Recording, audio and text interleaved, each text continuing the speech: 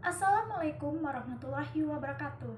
Perkenalkan, nama saya Desdirian Isnani, Prodi Perbankan Syariah semester 5.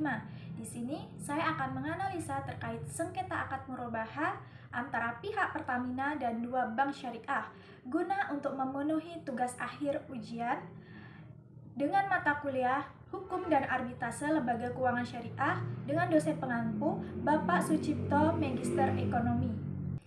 Baik, sebelum saya melakukan analisa terkait sengketa akad murabahah antara pihak Pertamina dan dua bank syariah, di sini saya akan memberikan penjelasan terlebih dahulu terkait akad murabahah itu. Nah, jadi akad murabahah adalah skema jual beli dengan menyebutkan harga pokok dan keuntungan di awal dan disepakati oleh kedua belah pihak. Nah, kedua belah pihak ini siapa? Nah, jadi kedua belah pihak ini antara pihak penjual dan pihak pembeli di dalam lembaga keuangan syariah. Nah, terus skema pembayaran akad murabahah itu seperti apa sih? Nah, jadi skema akad murabahah itu dilakukan dengan cara cicilan atau bahkan bisa dilakukan secara tunai. Langsung saja, di sini saya akan melakukan analisa terkait sengketa akad murabahah yang terjadi antara Pertamina dan dua bank syariah, yang dimana sengketa ini timbul pada 1 Oktober 2024 yang bermula ketika pihak Pertamina ini mengajukan pembiayaan akad murabahah kepada dua bank syariah untuk membeli 100 unit motor. Jadi masing-masing bank tersebut menyediakan 50 unit motor untuk pihak Pertamina.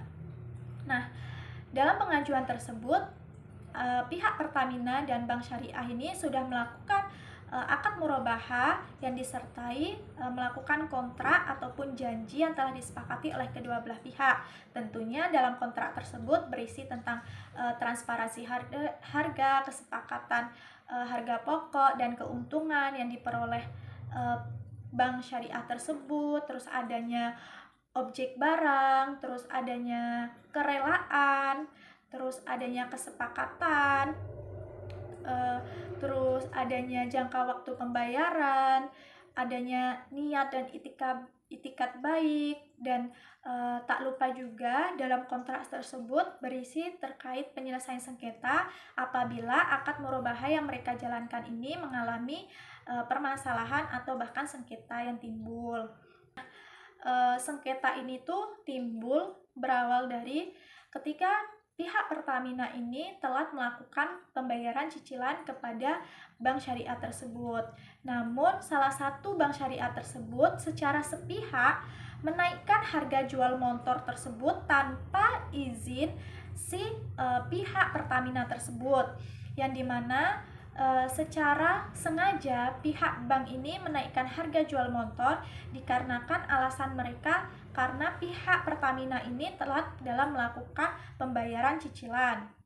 Namun pihak Pertamina pun di sini merasa dirugikan atau bahkan merasa tidak adil baginya karena dalam kontrak yang mereka telah sepakati, yang telah mereka persetujui ini tidak ada tertulis terkait penaikan harga barang apabila terjadi keterlambatan dalam pembayaran cicilan. Saya menganalisa bahwa memang sengketa itu timbul yang pertama dari wan prestasi atau ingkar janji yang dilakukan pihak bank syariah kepada nasabahnya PT Pertamina. Karena kenapa? Karena kegiatan yang dilakukan dalam akad murabahah yang telah dilakukan bank syariah ini tidak sesuai dengan perjanjian-perjanjian yang telah dibuat antara bank syariah kepada PT Pertamina tersebut, karena memang dalam kontraknya tidak adanya kenaikan harga barang jual motor tersebut apabila adanya keterlambatan dalam pembayaran cicilan tersebut. Terus, sengketa ini timbul juga akibat ketidakjelasan dalam berakad. Karena kenapa? Dalam berakad itu kan harus adanya keterbukaan, terus harus adanya transparansi harga. Namun dalam akad murabahah yang telah pihak Pertamina dan bank syariah ini lakukan itu tidak sesuai dengan kontrak ataupun akad murabahah yang telah mereka lakukan ini. Selanjutnya itu sengketa ini timbul dari ketidaksepahaman kedua belah pihak. Nah, ketidaksepahaman kedua belah pihak ini diakibatkan karena adanya miskomunikasi atau tidak adanya transparansi dalam menyampaikan informasi-informasi terkait akad murabahah ini. Padahal dalam melakukan kontrak tersebut, dalam perjanjian sudah dijelaskan nih terkait hak dan kewajiban yang harus dipenuhi oleh PT Pertamina dan bank syariah tersebut. Selanjutnya itu ada ketidakpahaman dalam penerapan prinsip syariah. Nah, ketidakpahaman dalam penerapan prinsip syariah ini juga dapat menyebabkan terjadinya sengketa dalam akad murabahah. Karena kenapa? Seperti yang saya sampaikan tadi, bahwa dengan sengaja pihak bank syariah ini menaikkan harga jual motor yang memang tidak sesuai dalam kontrak perjanjian yang telah disepakati oleh kedua belah pihak, dengan alasan bahwa PT Pertamina ini melakukan kelalaian dalam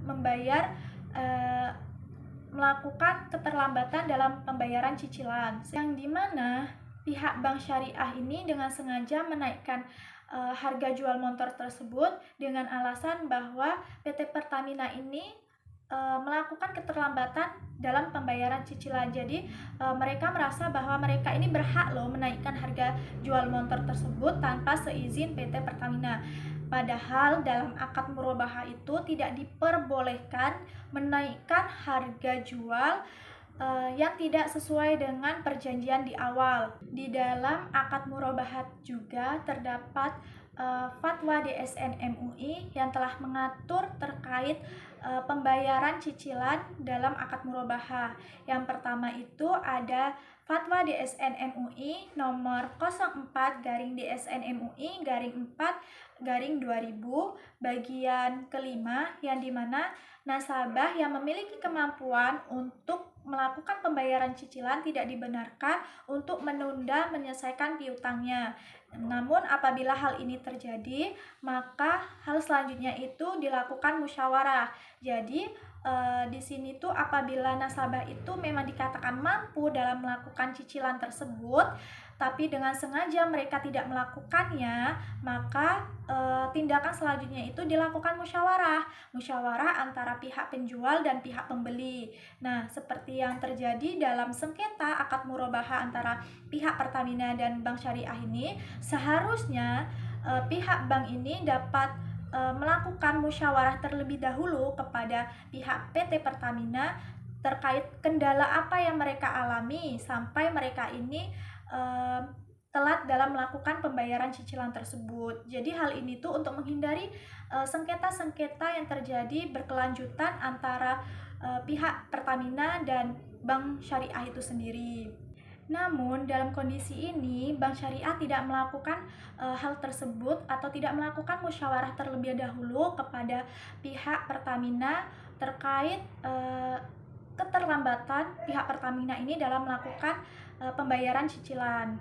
Selain saya mengacu pada peraturan fatwa DSN MUI, nah di sini juga saya menganalisa menggunakan hukum dalam Al-Quran, yaitu Quran Surat An-Nisa ayat 29 yang bunyinya Bismillahirrahmanirrahim, Ya ayyuhalladzina amanu la ta'kulu amwalakum bainakum bil batili illa antakuna tijaratan antarodim minkum wala taqtulu anfusakum innallaha kana bikum rahimah, yang artinya, hai orang-orang yang beriman, janganlah kamu memakan harta sesamamu dengan jalan yang batil, kecuali dengan jalan perniagaan yang didasarkan suka sama suka di antaramu, dan janganlah kamu membunuh dirimu sendiri, sungguh Allah Maha Penyayang kepadamu.